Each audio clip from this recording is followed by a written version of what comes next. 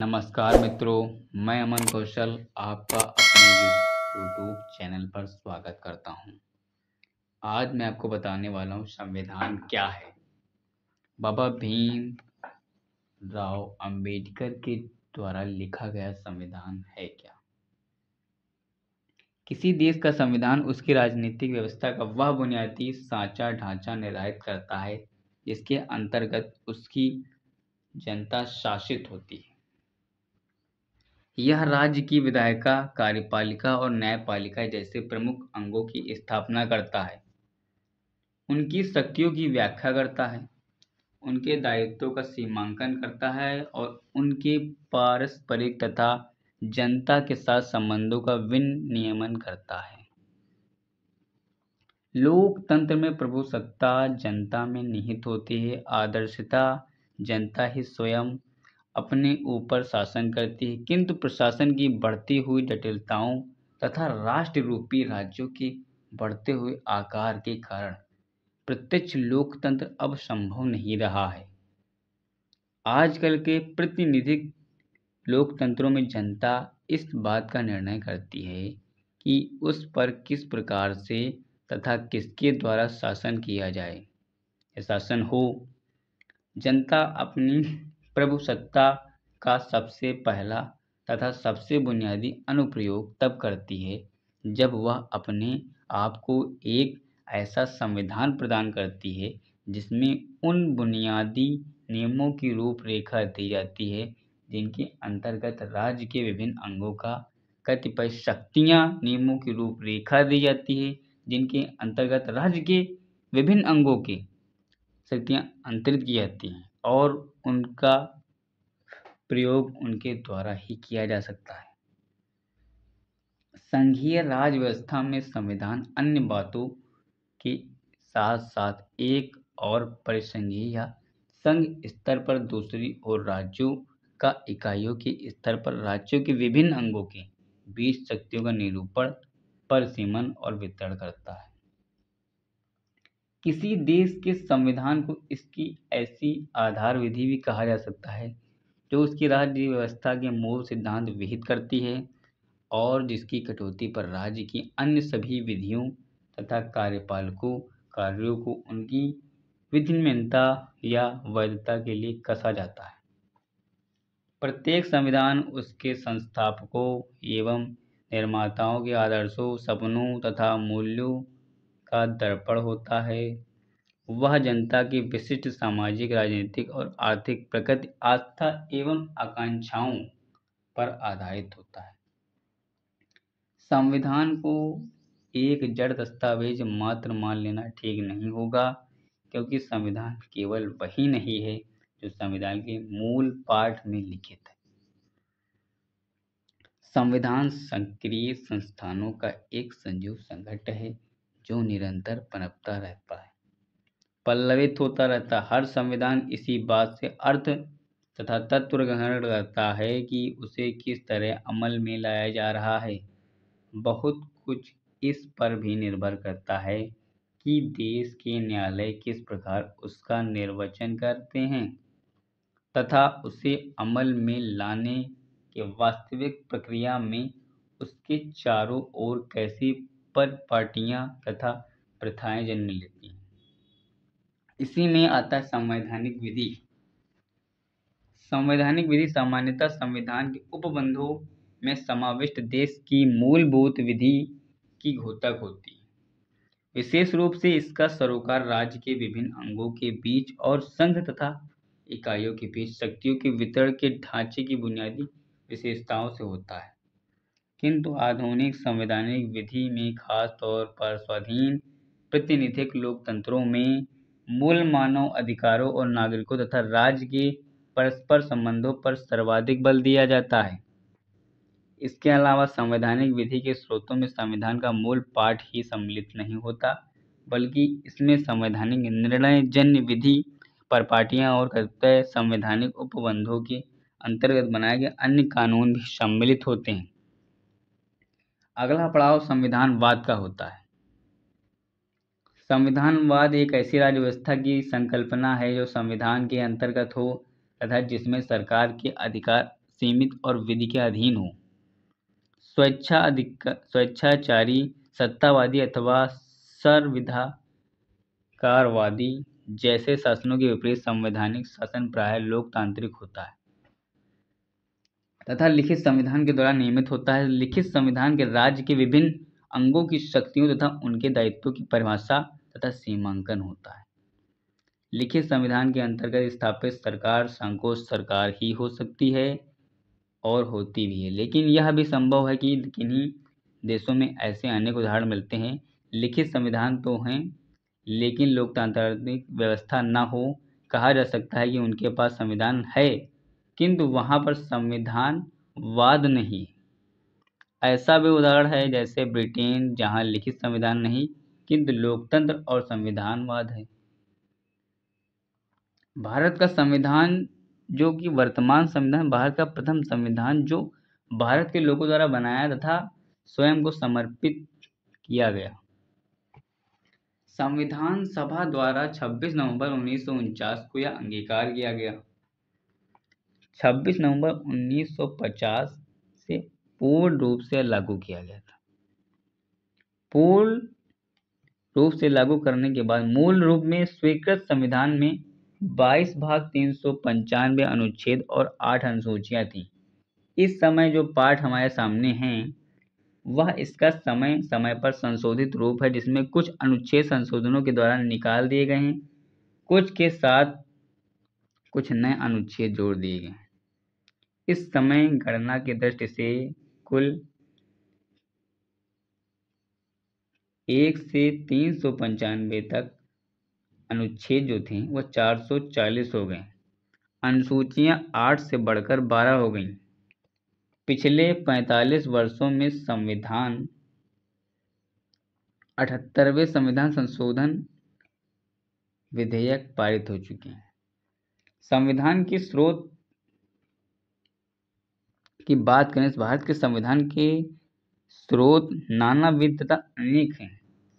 ये देशी भी हैं तथा विदेशी भी हैं। संविधान निर्माताओं ने इस बात को स्पष्ट कर दिया था कि वे नितांत स्वतंत्र रूप से या एकदम नए सिरे से संविधान लेखन नहीं कर रहे। उन्होंने जानबूझकर यह निर्णय लिया था कि अतीत की उपेक्षा न करके पहले से स्थापित ढांचे तथा अनुभव के आधार पर ही संविधान को खड़ा किया जाए। संविधान भारत के एक समन्वित विकास के आधार पर हुआ। यह विकास कतिपय प्रयासों के पारस्परिक प्रभाव का परिणाम था। स्वाधीनता के लिए छेड़े गए राष्ट्रवादी संघर्ष के दौरान प्रातिनिधिक एवं उत्तरदायी शासन संस्थानों के लिए विभिन्न मांगें उठाई गईं और अंग्रेज शासकों ने छींक छींक कर बड़ी कंजूसी से समय समय पर थोड़े थोड़े संवैधानिक सुधार किए। प्रारंभिक अवस्था में यह प्रक्रिया अति विकसित रूप में थी, किंतु राजनीतिक संस्थान निर्माण विशेष रूप से आधुनिक विधानमंडलों का सूत्रपात 1920 के दशक के अंतिम वर्षों में हो गया था। वास्तव में संविधान के कुछ उपबंधों के स्रोत तो भारत में ईस्ट इंडिया कंपनी तथा अंग्रेजी राज के शैशव काल में ही खोजे जा सकते हैं। राज्य के नीति निदेशक तत्वों के अंतर्गत ग्राम पंचायतों के संगठन का उल्लेख स्पष्ट रूप से प्राचीन भारतीय स्वशासी संस्थानों से प्रेरित होकर किया गया था। 73वें तथा 74वें संविधान संशोधन अधिनियमों ने उन्हें अब और अधिक सार्थक तथा महत्वपूर्ण बना दिया। मूल अधिकारों की मांग सबसे पहले 1918 में भारतीय राष्ट्रीय कांग्रेस के मुंबई अधिवेशन में की गई। भारत के राज्य संघ विधेयक में जिसे राष्ट्रीय सम्मेलन ने 1925 में अंतिम रूप दिया था, विधि के समझ समानता अभिव्यक्ति सभा करने और राज्य संघ विधेयक राष्ट्रीय सम्मेलन धर्म पालन की स्वतंत्रता जैसे अधिकारों की एक विशिष्ट घोषणा सम्मिलित थी। 1927 में कांग्रेस के मद्रास अधिवेशन में एक प्रस्ताव पारित किया गया था जिसमें मूल अधिकारों की मांग को दोहराया गया था। सर्वदलीय सम्मेलन द्वारा 1928 में नियुक्त मोतीलाल नेहरू कमेटी ने अपनी रिपोर्ट में घोषणा की थी कि भारत की जनता का सर्वोपरि लक्ष्य न्याय सीमा के अधीन मूल मानव अधिकार प्राप्त करना है। यहाँ उस उल्लेखनीय है कि नेहरू कमेटी की रिपोर्ट में जो 19 मूल अधिकार शामिल किए गए थे, उनमें से 10 को भारत के संविधान में बिना किसी खास परिवर्तन के शामिल कर लिया गया है। 1931 में कांग्रेस के कराची अधिवेशन में पारित किए गए प्रस्तावों में न केवल बल्कि मूल अधिकारों कर्तव्यों का भी विशिष्ट रूप से उल्लेख किया गया था। 1931 के प्रस्तावों में वर्णित अनेक सामाजिक तथा आर्थिक अधिकारों को संविधान के निर्देशक तत्वों में समाविष्ट कर लिया गया। मूल संविधान में मूल कर्तव्यों का कोई उल्लेख नहीं था, किंतु बाद में 1976 में संविधान 42वां संशोधन अधिनियम द्वारा इस पर एक नया अध्याय संविधान में जोड़ दिया गया। संविधान में संसद के प्रति उत्तरदायी संसदीय शासन प्रणाली, अल्पसंख्यकों के लिए स्वच्छोपाय और संघीय राज व्यवस्था की जो व्यवस्था रखी गई थी, उसके मूल स्रोत भी 1928 की नेहरू कमेटी रिपोर्ट में मिलते हैं। अंततः कहा जा सकता है कि संविधान का लगभग 75% अंश भारत शासन अधिनियम 1935 से लिया गया था। उसमें बदली हुई परिस्थितियों के अनुकूल कुछ आवश्यक संशोधन मात्र किए गए थे। राज्य व्यवस्था का बुनियादी ढांचा तथा संघ एवं राज्यों के संबंधों, आपात स्थिति की घोषणा आदि को विनियमित करने वाले उपबंध अधिकांशतः 1935 के अधिनियम पर आधारित थे। देशी स्रोतों के अलावा संविधान सभा के सामने विदेशी संविधानों के अनेक नमूने थे। निर्देशक तत्वों की संकल्पना आयरलैंड के संविधान से ली गई थी। विधायिका के प्रति उत्तरदायित्व मंत्रियों वाली संसदीय प्रणाली अंग्रेजों से आई और राष्ट्रपति में संघ की कार्यपालिका शक्ति तथा संघ के रक्षा बलों का सर्वोच्च समादेश निहित करना और उपराष्ट्रपति को राज्यसभा का पदेन सभापति बनाने के उपबंध में अमेरिकी संविधान पर आधारित थे। कहा जा सकता है कि अमेरिकी संविधान में सम्मिलित अधिकार पत्र भी हमारे मूल अधिकारों के लिए प्रेरणा का स्रोत था।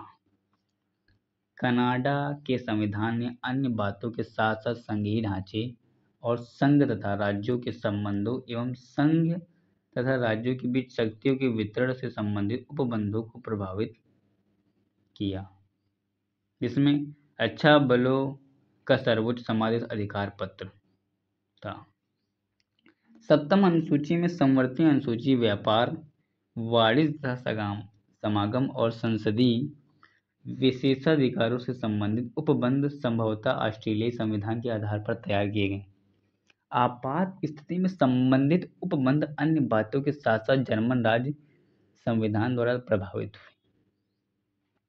न्यायिक आदेशों तथा संसदीय विशेषाधिकारों के विवाद से संबंधित उपबंधों की परिधि तथा उनके विस्तार को समझने के लिए अभी भी ब्रिटिश संविधान का सहारा लेना पड़ता है।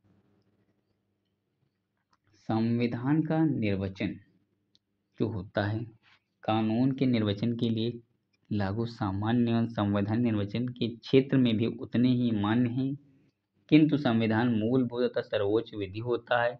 यह विधायिका का सृजन करता है और उसके अंतर्गत देश की सभी विधियां बनाई जाती हैं तथा वे वैधता प्राप्त करती हैं। उदार निर्वचन के सिद्धांत के अनुसार संविधान का निर्वचन उदार दृष्टि से ही किया जाना चाहिए, संकीर्ण दृष्टि से कभी नहीं। संविधान के निर्वचन के लिए सामान्य नियमों के अलावा कुछ विशेष नियम भी हैं। संविधान के प्रत्येक उपबंध की व्याख्या इस तरह से की जानी चाहिए जिससे उसमें प्रयोग में लाए गए प्रत्येक शब्द को अर्थ एवं प्रासंगिकता भी मिल सके। उच्चतम न्यायालय द्वारा यह निर्णय दिया गया कि जब तक अन्यथा निर्दिष्ट न हो, प्रत्येक शब्द इसके सामान्य या साधारण अर्थ में प्रयोग किया गया समझा जाता है और उसका सीधा साधा व्यवहारिक अर्थ लिया जाना चाहिए।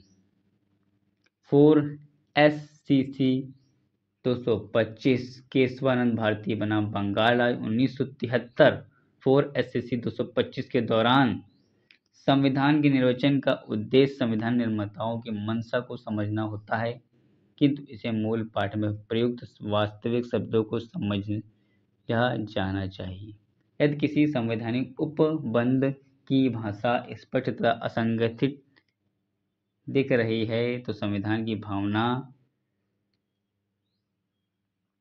संविधान निर्माताओं द्वारा संविधान सभा में व्यक्त किए गए विचारों जैसी बातें निर्वचन के लिए बेमाने हैं, किंतु यदि भाषा की इस अस्पष्टता के कारण उसके एक से अधिक अर्थ लगाए जा सकते हों तो इन पर स्पष्टीकरण के लिए विचार किया जा सकता है। मेनन बनाम बम्बई राज्य AIR 1951 SC 128 गोपालन बनाम मद्रास राज्य AIR 1950 SC 27 थी। जर्मन राज्य न्यायिक आदेश सामान्य नियम उदार निर्वचन के सिद्धांत थे। अनिवार्य है कि संविधान को उसके प्रत्येक भाग को उचित महत्व देते हुए समग्र रूप में पढ़ा जाए। जहाँ दो उपबंध परस्पर प्रति विरोधी प्रतीत हों वहाँ समरस संरचना सिद्धांत के अंतर्गत उनका यह अर्थ स्वीकार कर लेना चाहिए जो दोनों उपबंधों को प्रभावी बनाता है तथा सुप्रभावी तथा समरस प्रवर्तन को सुनिश्चित करता हो। पृथक्करण के सिद्धांत के अंतर्गत यदि किसी उपबंध को कोई भाग अविधिमान्य पाया जाए तो शेष भाग की विधि मान्यता पर उसका कोई असर नहीं होना चाहिए, बशर्ते इसे अपेक्षित भाग से पृथक किया जा सकता है तथा यह अपने आप में पूर्ण हो। गोलकनाथ के मामले में हमारे उच्चतम न्यायालय द्वारा अपनाए गए भावी विरुद्ध निर्णय के सिद्धांत के अनुसार न्यायालय द्वारा दिए गए किसी निर्वचन तथा इसके द्वारा घोषित विधि को प्रतीप दिशा में अथवा किसी पिछली तारीख से लागू नहीं किया जाना चाहिए, अर्थात अतीत के कार्यों की विधि मान्यता प्रभावित नहीं होनी चाहिए। और गोलकनाथ बनाम पंजाब राज्य AIR 1967 SC 1643 है। इसमें समरस संरचना सिद्धांत पृथक्करण के सिद्धांत विरुद्ध निर्णय के सिद्धांत सम्मिलित हैं। तो यह जानकारी आपको कैसी लगी? आपके लिए यह जानकारी ज़रा भी हेल्पफुल रही हो तो इस वीडियो को लाइक कर दीजिए, चैनल को सब्सक्राइब कर दीजिए। कमेंट बॉक्स में ज़रूर बताइए कि आपको किस टॉपिक पर संविधान के किस टॉपिक पर आपको वीडियो चाहिए, ऑडियो चाहिए इसका। मैं आपको अगले वीडियो में उपलब्ध कराऊंगा। तब तक के लिए नमस्कार दोस्तों, मिलते हैं नेक्स्ट वीडियो में।